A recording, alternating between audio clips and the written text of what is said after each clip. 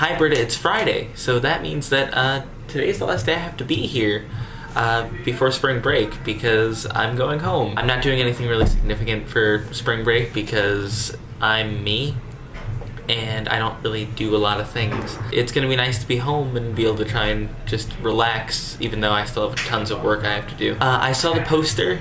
It looks great. I'm really happy that it's finally here and I can get mine. Thank you so much. Like I said last week, I actually have an idea for a video this week. I don't really know how it's going to go, but just try and bear with me on this one. So last week while I was writing in cursive a lot, I just started writing people's names down a lot because people's names have all different sorts of variation. And I got to thinking to try and make a list of the people that helped make me, like who I am. I noticed that as I was making the list, most of it is people that like I know directly, but there are a few exceptions otherwise, like people that I have not met and I will not meet. The list has continuously changed. Like every time I've looked at it, I've deleted tons of names and added other ones. I thought it was kind of a neat idea and I really hope that you try the same. I'm not going to explain why everybody's on the list. If anybody's on the list and they know us, they're perfectly welcome to ask and I will let them know. But I will explain how they relate to me. First is Anne Marie Oliveira, that is my mom. Henry Oliveira,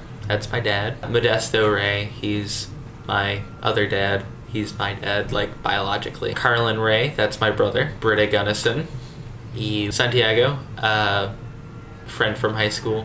James Beach, also friend from high school. Samantha O'Brien, friend from high school. Chelsea Lebrecq, ex-girlfriend, friend from high school. Aurora Torres, friend. Joe Stabmeyer, friend from high school. Tico Ray, my cousin. Rasheen Wang, friends since 3rd grade. Aleem Ahmed, friends since 3rd grade. Then we have 3 different teachers, Mr. Peterson, Mr. Stone, Miss Ferran. Stone and Ferran are from high school, Peterson's from middle school. And last but not least, Macaroni, my dog. Then there are 7 people on the list that I've never met and will never meet, some of which are already very dead. Chinua Achebe, author. J.D. Salinger, author. John Green, author. Michael Faraday, scientist. Tesla, scientist engineer. John Forbes Nash Jr., mathematician. John Paul II, Pope. That's pretty much it for that stuff. Looking at the list sort of helps you try and understand like what kind of person you even are. Like what people in your life or what ideas have helped make you and actually change your opinion on something. I think that's really neat. Because I'm still me, I'm going to try and ruin all this sentimental deep thoughtness with another president. Our president today is Richard Nixon. He was president from the late 60s into the early 70s. He resigned. He is the only president to have ever resigned, and it is because of a wonderful scandal that we all know, Watergate. It came to my attention that a lot of people don't actually know what Watergate is. They just know of Watergate. So I think I'm just gonna have to like quickly explain that. What happened is that there was a break-in in the Democratic National Committee's like headquarters at Watergate Complex. It has offices and hotel space and all that kind of stuff. And the Nixon administration was involved in a way, and they tried to cover it up and hide it and pretend that they didn't have anything to do with it. And when it was found out that they did, not only did they do something illegal, but they also lied to the American people, and that's sort of a massive problem. And Nixon was almost certain to be impeached and then convicted, so he left. That's pretty much why he's not liked.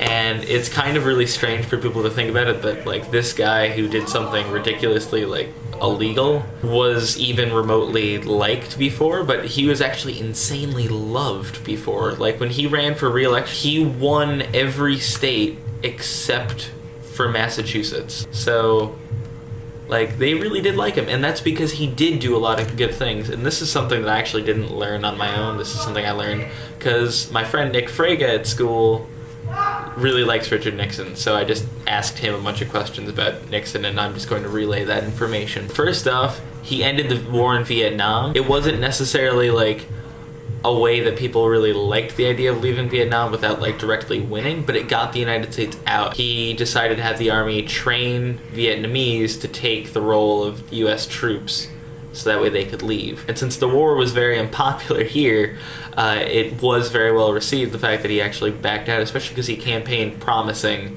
that we would leave Vietnam. Also, he opened up relations with China, which helped China become the huge power that it is today economically, and it also helped open a massive market for U.S. like companies, because that's like over 1 billion people that live there. And another thing that he did that's pretty liked nowadays is the fact that he formed the EPA, the Environmental Protection Agency. It's pretty much the policing arm for all environmentalism in the United States, to try and make sure that the environment is protected, at least as best as they can and legally. It's really strange thinking about that now, because the fact that Richard Nixon was a Republican, and Republicans aren't generally thought of as being environmentalist, but it was a different time before then. Awkward little fun facts about Nixon.